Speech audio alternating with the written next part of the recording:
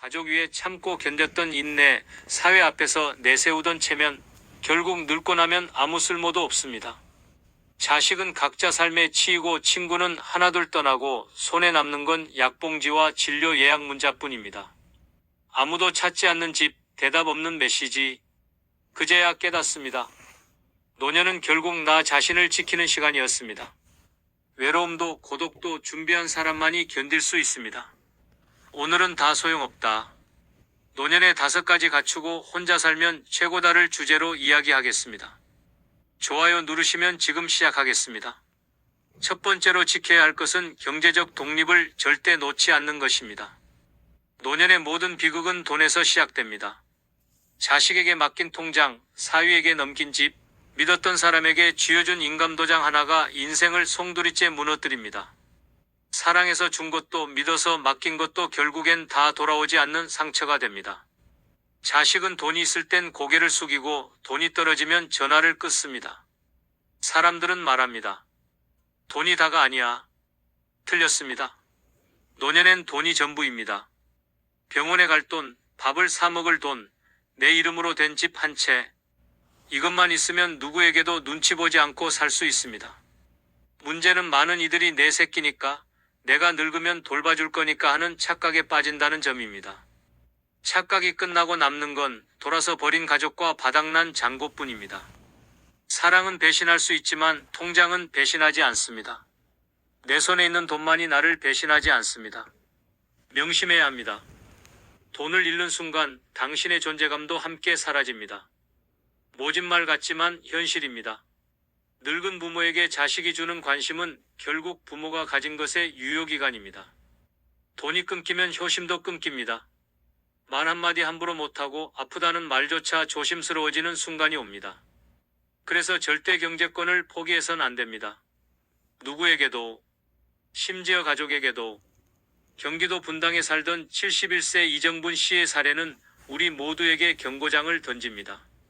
이 씨는 평생을 교직에 몸담고 자식 둘을 대학까지 보내며 모든 것을 바쳤습니다. 퇴직 후 받은 퇴직금 2억 원과 본인 명의의 아파트를 큰아들에게 모두 넘겨주었습니다. 아들이 사업을 시작하며 담보가 필요하다고 했고 이 씨는 아무 의심 없이 도장을 찍었습니다. 우리 아들이니까 괜찮아. 잘 되면 나중에 더 잘해주겠지. 그러나 사업은 1년 만에 부도가 났고 집은 경매로 넘어갔습니다. 이후 이정분 씨는 월세 45만 원짜리 반지하로 이사했습니다. 몸이 약해지자 의료비도 감당하기 어려워졌고 자식들은 각자 사정이 어렵다며 연락을 끊었습니다. 혼자 외출하다가 넘어져 갈비뼈가 부러졌지만 병원에 실려가면서도 가장 먼저 든 생각은 이 돈, 병원비로 다 날아가겠구나였습니다. 병실에서 울면서 간호사에게 한 말은 이렇게 남습니다. 내가 그때 도장만 안 찍었어도. 이 씨는 지금도 새벽마다 구청에서 주는 도시락을 기다립니다. 과거엔 누군가의 자랑스러운 엄마였고 당당한 선생님이었지만 지금은 누구에게도 기대지 못하는 노인이 되었습니다. 자식에게서 받은 유일한 문자 한 통엔 이렇게 적혀 있었습니다. 엄마, 이제 그만 나 좀 놓아줘. 경제적 독립은 단지 돈의 문제가 아닙니다. 그건 곧 나의 존엄입니다. 지갑이 열려 있어야 말도 편하게 하고 아프다고도 말할 수 있습니다. 통장이 잠겨 있어야 사람들의 진심도 보입니다. 노년을 후회하지 않으려면 절대 누구에게도 돈을 맡기지 마십시오. 지킬 수 있는 건 오직 내 손에 남은 돈뿐입니다. 그리고 그 돈은 당신이 혼자 살아갈 수 있는 유일한 무기입니다. 두 번째로 지켜야 할 것은 남과 비교하지 않는 강심장을 갖는 것입니다. 노년을 가장 초라하게 만드는 건 내 인생이 아니라 남의 인생을 쳐다보며 사는 그 눈입니다. 누구는 자식이 외제차 뽑아줬다더라. 누구는 매달 생활비를 꼬박꼬박 받는다더라. 누구는 제주도에 별장을 샀다더라. 그 말 한 줄에 자존심이 무너지고 괜히 내 인생이 초라하게 느껴지기 시작합니다. 그런데 그 입에서 나온 말, 과연 전부 사실일까요? 아닙니다. 절반은 부풀린 거짓이고 절반은 비교를 유도하기 위한 자랑입니다. 진짜 행복한 사람은 자랑하지 않습니다. 자랑하는 사람은 늘 허기집니다. 문제는 이런 비교가 곧 스스로에 대한 학대로 이어진다는 점입니다. 나는 왜 저렇게 못 살까? 나는 왜 자식에게 집만 될까? 나는 도대체 뭘 잘못했을까 하는 끝없는 자책 속에서 사람은 늙는 것이 아니라 무너집니다. 인생은 계좌 잔고나 자식 직업으로 평가할 수 없습니다. 얼마나 버티고 얼마나 즐기고 얼마나 내 삶을 사랑했느냐로 남는 것입니다. 그러나 이 간단한 진리를 모르는 채 많은 노인들이 남의 SNS를 들여다보며 오늘 하루를 우울하게 시작합니다. 누군가는 바닷가에서 웃고 있고 누군가는 손주와 케이크를 자릅니다. 그리고 나는 혼자 집에서 혼잣말을 합니다. 나는 왜 저런 날이 없을까? 하지만 진실은 이렇습니다. 그들은 당신이 생각하는 만큼 행복하지 않고 당신은 당신이 생각하는 만큼 불행하지 않습니다. 그 차이를 깨닫는 순간부터 노년의 삶은 달라집니다. 비교하지 않으면 불행도 없습니다. 비교하지 않으면 지금 가진 것도 귀해집니다. 옷장에 접힌 따뜻한 내 옷 한 벌, 물 한 컵 마실 수 있는 건강, 배달앱 없이 끓여 먹는 라면 한 그릇, 그 모든 게 비교만 없으면 충분히 가치 있고 충분히 따뜻한 삶입니다. 서울 상계동에 사는 68세 안미자 씨는 동네 아파트 복도에서 자주 마주치는 김 여사 때문에 마음에 병이 생겼습니다. 김 여사는 자식 자랑이 유별났습니다. 우리 딸은 미국에 살아서 1년에 2번씩 비행기 태워줘요.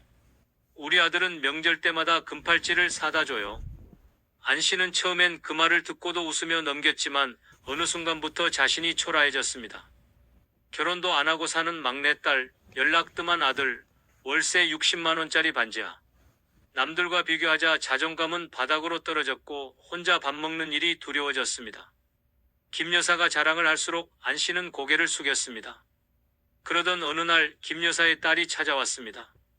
엘리베이터 앞에서 전화로 언성을 높이며 말다툼을 하고 있었습니다. 엄마, 제발 그만 좀 하라고요. 나 지금 이혼 직전이에요. 미국 간 것도 도피였고요. 남 앞에서 자랑 좀 하지 마세요. 그 장면을 본 안 씨는 말없이 집으로 올라갔습니다. 그날 저녁 처음으로 밥을 지었습니다. 라면도 찌개도 아니고 직접 쌀을 씻고 고등어를 구웠습니다. 그리고 자기 자신에게 말했습니다. 나는 나대로 잘 살고 있었구나. 그 이후 안 씨는 김 여사의 자랑을 들을 때마다 속으로 이렇게 말합니다. 당신도 나처럼 힘들겠지. 비교를 멈추는 순간 안 씨의 표정이 바뀌었습니다. 무너졌던 어깨가 펴졌고 거울을 보며 머리카락에 핀도 꽂기 시작했습니다. 남의 삶은 남의 것일 뿐 나의 인생은 비교 대상이 아니라 내 손으로 꾸며야 할 작품입니다. 비교를 끊는 순간 외로움도 작아집니다. 비교하지 않으면 오늘의 밥상도 감사하게 보입니다. 지금 당신에게 가장 필요한 건 부자 친구가 아니라 남과 비교하지 않는 당신만의 강심장입니다. 세 번째로 지켜야 할 것은 누구에게도 감정 쓰레기통이 되지 않는 결단력입니다. 노년이 불행해지는 가장 잔인한 이유는 사람들이 당신을 쉽게 대하고 함부로 대해도 당신이 아무 말도 하지 않기 때문입니다. 자식이 짜증을 내도 며느리가 무례해도 친구가 함부로 말을 해도 그래, 나이든 내가 참아야지. 그렇게 스스로를 감정 쓰레기통으로 전락시키며 견딥니다. 하지만 그 순간부터 당신은 존중받지 못합니다. 사람이 아닌 편한 대상이 되는 순간 마음의 문은 닫히고 무시와 냉대가 시작됩니다. 감정을 받기만 하고 풀지 못한 채 쌓이면 그건 병이 됩니다. 당뇨보다 무서운 병, 우울입니다. 몸이 아픈 건 약이라도 먹지만 마음이 찢어지면 아무도 모릅니다. 매일 울어도 누구도 묻지 않습니다. 왜 그러냐는 말은커녕 또 왜 그래? 라는 짜증만 돌아옵니다. 그렇게 감정은 버려지고 당신의 존재도 함께 버려집니다. 단호해져야 합니다. 당신은 쓰레기통이 아닙니다. 누구의 짜증을 받아낼 이유도 누구의 분풀이 대상이 될 이유도 없습니다. 나이 들수록 더 당당해야 합니다. 감정적으로 휘두르는 사람에게 그 말은 나한테 상처가 됩니다. 라고 관계를 끊는 한이 있더라도 말할 수 있어야 합니다. 침묵은 미덕이 아니라 자기 학대입니다. 감정의 무단 투기를 허락하는 순간 당신의 인생도 무단 침입을 당합니다. 부산 해운대에서 홀로 사는 70세 김봉혜 씨는 몇 년 전까지 큰딸 부부와 함께 살았습니다. 딸이 경제적으로 어렵다는 말에 흔쾌히 자신 명의의 집으로 들였고 방 하나를 내주었습니다. 처음엔 감사하다며 조심스럽던 사위가 어느 순간부터 술에 취해 귀가하더니 김 씨가 차려준 밥을 보고 이런 걸 먹으라고 줘요? 라고 내뱉었습니다. 김 씨는 그날도 아무 말 못했습니다. 며칠 뒤 김 씨는 거실에서 손녀에게 혼나는 장면을 보았습니다. 할머니 또 TV 크게 틀었네. 좀 조용히 해요. 그 순간 김 씨는 깨달았습니다. 이 집에서 자신은 아무도 존중하지 않는 존재였다는 것을. 김 씨는 그날 밤 혼자 이불 속에서 울며 결심했습니다. 나 이제 이런 취급 안 받고 살 거야. 다음날 아침 조용히 방을 정리하고 새로 구한 오피스텔로 짐을 옮겼습니다. 이사하던 날 아무도 배웅하지 않았습니다. 엘리베이터 안에서 박스를 들고 서 있던 김 씨는 스스로 중얼거렸습니다. 그래도 이제는 내 감정이 나를 해치지 않게 할 거야. 새로운 집에 도착한 첫날 조용한 공간에 앉아 따뜻한 차를 끓이며 김 씨는 이렇게 말했습니다. 이제는 나도 나를 존중하면서 살 겁니다. 그 후로 김 씨는 전화가 와도 자신의 기분을 해치는 말에는 명확히 말합니다. 그 말은 듣고 싶지 않네요. 점점 전화는 줄었지만 이상하게도 삶은 더 평화로워졌습니다. 김 씨는 이렇게 말합니다. 사람은 많을수록 좋은 게 아니라 내 감정을 해치지 않는 사람이 곁에 있는 게 좋은 겁니다. 감정을 무조건 받아주는 삶은 지옥입니다. 관계는 배려로 유지되지만 감정의 일방적 쓰레기 투척은 폭력입니다. 늙어서도 사람이 사람답게 살기 위해선 절대 누구의 감정 하수구가 되어선 안 됩니다. 조용히 단호하게 그만하자고 말하는 용기 하나면 그 어떤 악성 스트레스도 당신을 무너뜨릴 수 없습니다. 노년의 품격은 거절에서 시작됩니다. 당신의 감정은 보호받을 자격이 있습니다. 네 번째로 지켜야 할 것은 무조건적인 가족 책임감에서 벗어나는 결단입니다. 노년을 질식시키는 족쇄는 돈도 병도 아닙니다. 바로 그래도 가족이잖아라는 무서운 책임감입니다. 늙고 병들어도 가진 거 없어도 마지막까지 자식을 책임지려는 마음. 그 미련이 노년의 평온을 무너뜨립니다. 자식이 실패해도 며느리가 도망가도 손주가 무례해도 내 자식인데 어떻게라며 스스로를 희생합니다. 그러나 기억해야 합니다. 당신의 헌신은 당연한 게 아니며 가족이라는 이름은 절대 무조건적인 희생의 이유가 되어선 안 됩니다. 자식은 성인이 되면 각자의 인생을 책임져야 합니다. 그런데 많은 부모는 자식을 끝까지 끌어안으려 합니다. 생활비를 대주고 보증을 서고 감정의 쓰레기까지 받아냅니다. 그렇게 한 번 더 도와주다 보면 당신의 노후는 사라지고 남는 건 외면당한 상처뿐입니다. 그리고 가장 잔인한 순간은 바로 그렇게 다 내줬는데도 고마움이 아닌 원망을 듣는 그날입니다. 왜 이렇게밖에 못 살게 만들었느냐는 그 한마디가 당신의 인생을 모조리 부정합니다. 가족은 책임이 아니라 선택입니다. 평생 쥐고 있었던 가족이니까라는 착한 미련을 내려놓을 때 비로소 당신 삶은 시작됩니다. 이제는 누군가를 키우는 인생이 아니라 나를 지키는 인생이 되어야 합니다. 가족이라는 이유로 무조건 끌려가지 말고 따져야 합니다. 내 삶에 도움이 되는가, 나를 존중하는가, 나를 아끼는가. 그 기준이 없다면 그것은 가족이라는 이름의 감옥일 뿐입니다. 대전 유성구에 사는 73세 강찬호 씨는 세 아들을 두고 있었습니다. 모두 결혼했고 각자 가정을 꾸렸지만 이상하게도 자주 찾아오는 건 돈이 필요할 때뿐이었습니다. 첫째는 투자 실패로 빚을 지고 둘째는 사업을 하겠다며 집담보대출을 요구했습니다. 막내는 직장을 그만두고 유튜브를 하겠다고 했습니다. 강 씨는 그래, 내가 도와줘야지라는 생각에 결국 자신 명의의 집을 담보로 대출을 받고 모아둔 돈도 거의 다 자식들에게 내줬습니다. 문제는 그때부터였습니다. 첫째는 연을 끊었고 둘째는 연락이 뜸해졌고 막내는 종종 전화로 나 때문에 힘들지? 라는 말만 남긴 채 바빴습니다. 그 모든 순간 강 씨는 아무 말도 하지 않았습니다. 그래, 아버지니까 내가 참아야지. 그런데 어느 날 고관절 수술을 앞두고 자식들에게 연락을 했지만 돌아온 건 이번 달은 좀 힘들다는 대답뿐이었습니다. 결국 강 씨는 보호자 없는 병동에 혼자 입원했습니다. 수술 후 마취가 덜 깬 채 침대에 누워 천장을 바라보며 그는 이렇게 말했습니다. 내가 도대체 뭘 위해 살아온 거지? 회복 후 그는 조용히 아들 셋의 번호를 차단하고 경북 문경으로 내려갔습니다. 작은 전원주택 하나를 빌려 직접 밥을 해먹고 텃밭을 일구며 스스로를 돌보기 시작했습니다.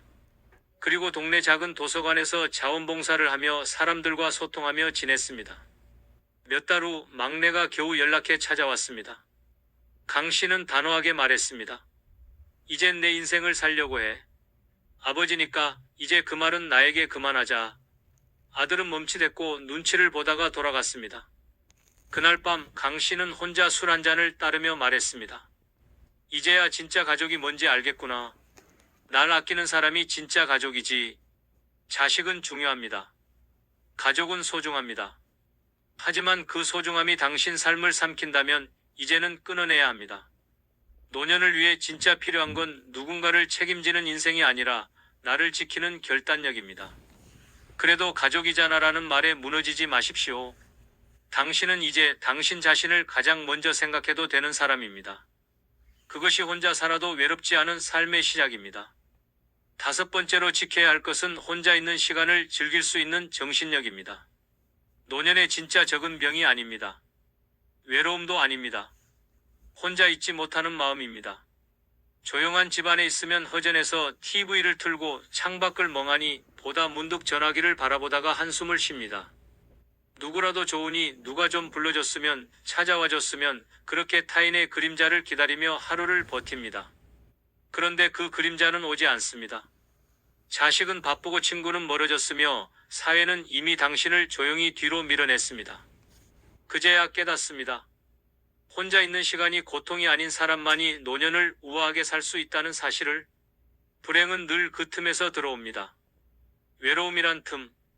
그 틈을 견디지 못하면 이상한 사람들과 엮이고 엉뚱한 곳에 돈을 쓰며 낯선 이에게 기대게 됩니다. 그래도 사람 하나 곁에 있으면 좋잖아. 그렇게 만나게 된 사람에게 전 재산을 빼앗기고 정서적 학대를 당하며 끝내 후회만 남깁니다. 혼자 있는 법을 배우지 않으면 누구에게든 휘둘립니다.